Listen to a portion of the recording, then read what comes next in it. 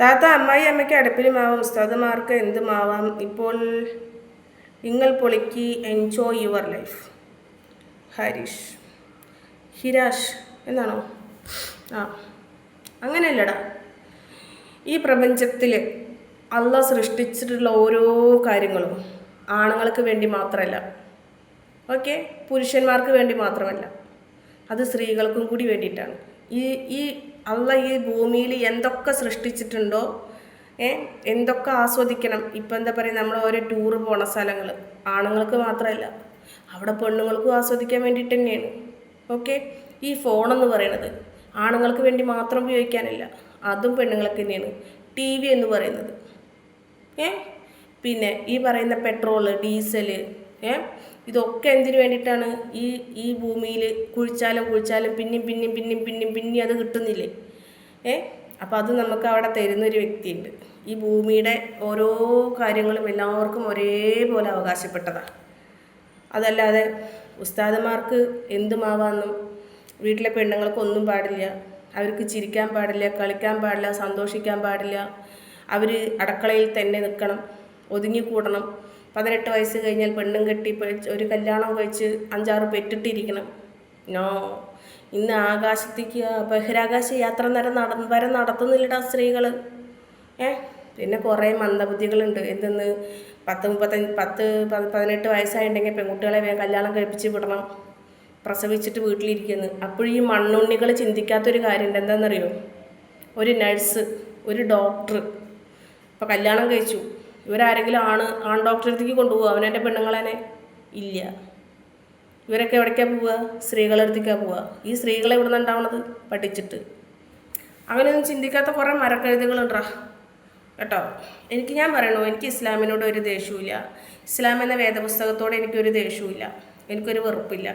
അതിൽ എല്ലാവരെയും സ്നേഹിക്കാൻ, മുതിർന്നവരെ സ്നേഹിക്കാൻ, മുതിർന്നവരെ ബഹുമാനിക്കാൻ, താഴെയുള്ളവരെ സ്നേഹിക്കാൻ, കരുണ കാണിക്കാൻ, വ്യഭിചാരം ചെയ്യരുത്, സൂക്ഷിച്ച് ജീവിക്കുക, മറ്റുള്ളവർക്ക് സഹായങ്ങൾ നൽകുക, എന്നെക്കൊണ്ട് സാധിക്കുമെങ്കിൽ മറ്റുള്ളവർക്ക് സഹായം നൽകുക, അങ്ങനെ നല്ല നല്ല കാര്യങ്ങൾ ഞാനതിൽ പഠിച്ചിട്ടുള്ളൂ. എനിക്ക് ചീത്ത ഒരു കാര്യങ്ങളും പഠിപ്പിച്ച് തരാത്തടത്തോളം കാലം ഞാൻ ആ ഒരു കിതാബിനെ വിശ്വസിക്കും. പിന്നെ ഞാൻ ദിവസവും വായിക്കുന്നതാണ്, മലയാളം പരിഭാഷ ഞാൻ വായിക്കുന്നതാണ്. ഞാൻ എവിടെയും ഒരു ചീത്ത കണ്ടിട്ടില്ല. പിന്നെ ഞാനതിൽ കണ്ട കുറച്ച് കാര്യങ്ങളുണ്ട്. എന്താണെന്നറിയോ? ഖുർആൻ എന്ന വേദപുസ്തകത്തിനെ വിറ്റ് തിന്നുന്നവരും അതിലേക്ക് വരുന്നു. അങ്ങനെയുള്ള ആളുകളെ ഞാൻ ഇന്ന് ഈ ലോകത്ത് കാണുന്നുണ്ട്. മനസ്സിലായോ? അപ്പോൾ എനിക്കതിനോടൊന്നും ദേഷ്യമില്ലടാ. എന്നാൽ ചില ഉസ്താദുമാരോട് എനിക്ക് വെറുപ്പാണ്. അപ്പോൾ എനിക്ക് അൻസാരി ഉസ്താദിനെ ഇഷ്ടമായിരുന്നു, ഞാൻ അയാളുടെ വീഡിയോസൊക്കെ ഞാൻ കാണുമായിരുന്നു. പക്ഷെ ഒരൊറ്റൊരു കാര്യത്തിന്മേലെ എനിക്ക് അയാളോട് വെറുപ്പായി. ഏത് കാര്യത്തിന്മേലെന്നറിയോ? ഹിന്ദുസിൽ നിന്നും ആരെങ്കിലും ഒരു നോമ്പ് എടുക്കുകയോ അല്ലെങ്കിൽ മുസ്ലിങ്ങളുടെ ഒരു ആചാരത്തിലൂടെ അവർ പോവുകയോ ചെയ്തിട്ടുണ്ടെങ്കിൽ അത് പൊക്കി പിടിച്ച് വരും. ഒരു ഹിന്ദു ഇതാ ഇസ്ലാമിൻ്റെ നോമ്പെടുത്തിരിക്കുന്നു, അവൻ ആ മതത്തെ വിശ്വാസമാണ്, അള്ളാഹിനെ വിശ്വാസമാണെന്ന് പറഞ്ഞിട്ട് അവരത് പൊക്കി പിടിച്ച് കാണിക്കും. എന്നാൽ റനീഷ റഹ്മാൻ എന്ന് പറയുന്ന ആ പെണ്ണ് ആറ്റുകാൽ പൊങ്കാലയിട്ടപ്പോൾ ഈ ഉസ്താദ് പറഞ്ഞതെന്നറിയും, അള്ളാഹ് കൊടുക്കാത്ത ഹിദായത്ത് നമുക്ക് ആർക്കും കൊടുക്കാൻ സാധിക്കില്ല, അള്ളാഹ് കൊടുക്കാത്ത ഒന്നും നമുക്ക് കൊടുക്കാൻ സാധിക്കില്ല, അവരവരുടെ വഴിക്ക് പോട്ടെ, അവർ ഇസ്ലാം നാമധാരികൾ മാത്രമാണ്. അപ്പോൾ ജസ്റ്റ് എൻ്റെ മനസ്സിലേക്ക് തോന്നിയ ഒരു സംശയം ഇതാണ്, ഹിന്ദുക്കൾ നോമ്പെടുക്കുമ്പോൾ അതിനെ സപ്പോർട്ട് ചെയ്തിട്ട് പറയുന്നു. അപ്പോൾ ഹിന്ദുക്കളെന്ന് പറഞ്ഞിട്ടുണ്ടെങ്കിൽ ബഹുദൈവ വിശ്വാസികളാണ്, ബഹുദൈവ വിശ്വാസികൾ നോമ്പെടുത്തിട്ടുണ്ടെങ്കിൽ അള്ളാഹ് സ്വീകരിക്കും. അപ്പോൾ ഈ സ്വീകരിക്കാത്തൊരു നോമ്പിനെ എന്തിനാണ് ഇവർ പൊക്കി പിടിച്ച് 4 ആൾക്കാരെ മുന്നിലേക്ക് കൊണ്ടുവരുന്നത്? എൻ്റെ ഒരു സംശയമാണ്. ബഹുദൈവ വിശ്വാസികൾ എന്താണ്, ഇവർക്ക് പാടില്ല. ഏകദൈവമായ അള്ളാഹുവിനെ മാത്രം വിശ്വസിക്കുക, അള്ളാഹിനെ മാത്രം ആരാധിക്കുക. പക്ഷേ ഇവിടെ ഇങ്ങനെ ഹിന്ദുമത വിശ്വാസപ്രകാരം ജഗത്തിൻ്റെ ഈശ്വരൻ, നിങ്ങൾ പറ, ജഗത്തിൻ്റെ ഈശ്വരൻ ഒന്നാണെന്നുള്ള വിശ്വാസമല്ലേ? പലരും അതിനെ പല പേരിട്ട് വിളിക്കുന്നു. അള്ളാഹ്ക്ക് 99 നാമങ്ങൾ എങ്ങനെ വന്നു? ഇല്ലേ? ആ 99 നാമങ്ങളും പല പല കാരണത്തിന് വിളിക്കുക എന്നുള്ളതാണ്. നമുക്ക് മനസ്സുഖം കിട്ടാൻ ഒരു നാമം വിളിക്കാം, നമ്മുടെ വീട്ടിലെ പട്ടിണി മാറ്റാൻ വേറൊരു നാമം, ഭാര്യ ഭർത്തൃ ബന്ധം സുഖമായിട്ടിരിക്കാൻ വേറൊരു നാമം. ആ നാമത്തിലൊക്കെ ദിക്ർ ചൊല്ലിയിട്ടുണ്ടെങ്കിൽ നമ്മുടെ കുടുംബത്തിലെ ഓരോരോ കാര്യങ്ങൾക്കും വേറെ വേറെ ഇതാണ് നമുക്ക് കിട്ടുക എന്നാണ് പറയണത്. അതുപോലെ തന്നെ ഹിന്ദുമതവും പറയുന്നു. ഇവിടെ ശിവനറിയാതെ ജനനമില്ല, മരണമില്ല. അല്ലേ? ജഗത്തിൻ്റെ ഈശ്വരൻ ഒന്ന് തന്നെയാണ്. പക്ഷെ നമ്മളതിനെ പല പേരിട്ട് വിളിക്കുന്നു. അത് മനസ്സിലാക്കാനുള്ള കഴിവായിരിക്കില്ല, ഇവർക്കില്ല. അപ്പം ഞങ്ങൾ ചിന്തിച്ച്, എന്തുകൊണ്ട് റെനീഷ റഹ്മാൻ എന്ന് പറയുന്ന വ്യക്തി പൊങ്കാലയിട്ടപ്പോൾ അതിൽ ഞങ്ങൾ സന്തോഷം എന്നാരും പറഞ്ഞില്ല. ആ പെണ്ണിനെ തള്ളിക്കളയുക ചെയ്തത്. എന്ത് പറഞ്ഞിട്ട്? അള്ള കൊടുക്കാത്ത ഹിദായത്ത് നമുക്ക് കൊടുക്കാൻ പറ്റുമോ? അവളുടെ മനസ്സെന്താണെന്ന് അറിയുന്ന ആളാരാ? പടച്ചവനാ. അല്ലേ? അവൾ എന്ത് ഉദ്ദേശത്തോടു കൂടെ പൊങ്കാല ഇടാൻ പോയിട്ടുണ്ടെങ്കിലും അത് അറിയുന്ന ഒരാൾ പടച്ചവൻ മാത്രമാണ്. അവളുടെ മനസ്സിൽ അല്ല, നീ ഇവിടെ ഉള്ളതും നിൻ്റെ ചൈതന്യമാണ്, നീയാണെന്ന് വിചാരിച്ചിട്ടാണ് ഞങ്ങളിത് ഇടണമെന്ന് വിചാരിച്ചിട്ട് അങ്ങനെ അവളെ മനസ്സിൽ വിചാരിച്ചെങ്കിലോ പറയാൻ പറ്റുമോ? ആരാ തീരുമാനിക്കേണ്ടത്? പടച്ചവനാ തീരുമാനിക്കേണ്ടത്. അന്ന് ഞാൻ മനസ്സിലാക്കി, പച്ചറച്ചി തിന്നാനും സ്വന്തം മതത്തിൽ നിന്നും ഒരാളെ അങ്ങ് ചവിട്ടിക്കളയാനും ആർക്കും മടിയില്ല, ചില ആളുകൾക്ക് മടിയില്ല. അപ്പോൾ വിമർശിക്കാം, നമുക്ക് ആരെയും വിമർശിക്കാം, അല്ലേ? ഞാൻ തെറ്റ് കണ്ട തെറ്റാന്ന് പറയട്ടോ.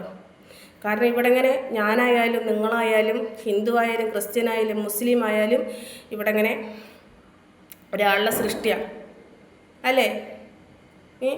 ഇപ്പോൾ ഞാൻ നമ്മുടെ മാരിയോ ജോസഫ് അറിയോ? ഫിലോകാലിയ ട്രസ്റ്റിൻ്റെ ആളൊരു വീഡിയോ ഇട്ടത് കണ്ട്. ആ വീഡിയോസിൽ ആൾ പറയുന്നുണ്ട്, നമ്മുടെ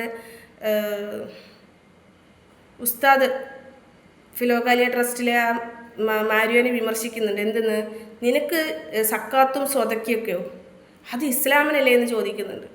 പക്ഷെ അതിന് മറുപടിയായിട്ട് ഈ മാരിയോ ജോസഫ് പറയുന്നുണ്ട്, അതെങ്ങനെ ശരിയാവും, ഇസ്ലാമിന് മാത്രം? ഈ ഇസ്ലാമിൻ്റെ ഈ കാര്യങ്ങളൊക്കെ എവിടുന്നാണ് വന്നത്? ഈ പറയുന്ന ഇഞ്ചിൽ ബൈബിളിൽ നിന്നല്ലേ വന്നത്? ശരിയാണ്, ഒരധ്യായം തന്നെ ബൈബിളിൻ്റെ പഠിപ്പിക്കുന്നുണ്ട് ഖുറാനിൽ, ഇല്ലേ? അപ്പോൾ ഉസ്താദ് പറയുന്നു, എന്തെന്ന്? സക്കാത്തും സ്വതക്കെന്നും നിങ്ങൾക്ക് പറഞ്ഞിട്ടില്ലല്ലോ എന്ന്, ക്രിസ്ത്യൻസിന് പറഞ്ഞിട്ടില്ലല്ലോ എന്ന്. പക്ഷെ ഞാൻ ഈ മാരിയോ ജോസഫ് പറഞ്ഞത് ഞാനും ചിന്തിച്ചപ്പോൾ ശരിയാണല്ലോ, ഇഞ്ചിയിൽ നിന്നും കണ്ടെടുത്തതല്ലേ ഈ ഖുറാൻ എന്ന വേദപുസ്തകം. അപ്പോൾ എന്തിനങ്ങനെ പറയണത്? അപ്പോൾ തല്ലു കൂടിപ്പിക്കാൻ, വൈരാഗ്യം ഉണ്ടാക്കിക്കാൻ എന്തിനാ അങ്ങനെയൊക്കെ ചെയ്യേണ്ട ആവശ്യം, അങ്ങനെയൊക്കെ പറയേണ്ട ആവശ്യം? അപ്പം ഞാൻ കുറേ ചിന്തിക്കുന്നുണ്ട് കേട്ടോ. പടച്ചവൻ പറഞ്ഞത് ശരിയാണ്, ചിന്തിക്കുന്നവന് ദൃഷ്ടാന്തമുണ്ട്. ഓരോരുത്തരുടെയും മനസ്സ്, ഓരോരുത്തരുടെയും പൊള്ളയായ മനസ്സ് അവൻ്റെ നാവ് കൊണ്ട് അവൻ പറയുന്നത് പോലെയല്ല, പ്രവൃത്തി കൊണ്ടെന്നും അവൻ്റെ മനസ്സിനുള്ളിലുള്ളതും. ഓക്കെ, നമുക്കത് പടച്ചവൻ മനസ്സിലാക്കിച്ച് തരികയാണ്, ഓരോരുത്തരുടെ മനസ്സെന്തെന്നുള്ളത്. ഞാൻ പറഞ്ഞത് ആർക്കെങ്കിലും മനസ്സിലായോ? പടച്ചോനി, ഞാൻ വീണ്ടും വിശദീകരിക്കണം. ഇസ്ലാമിലേക്ക് വന്ന സ്റ്റോറി പറയും ബാദുഷ. എനിക്കിഷ്ടമായി, ഞാൻ വന്നു, അത്രയേ. ഓക്കെ,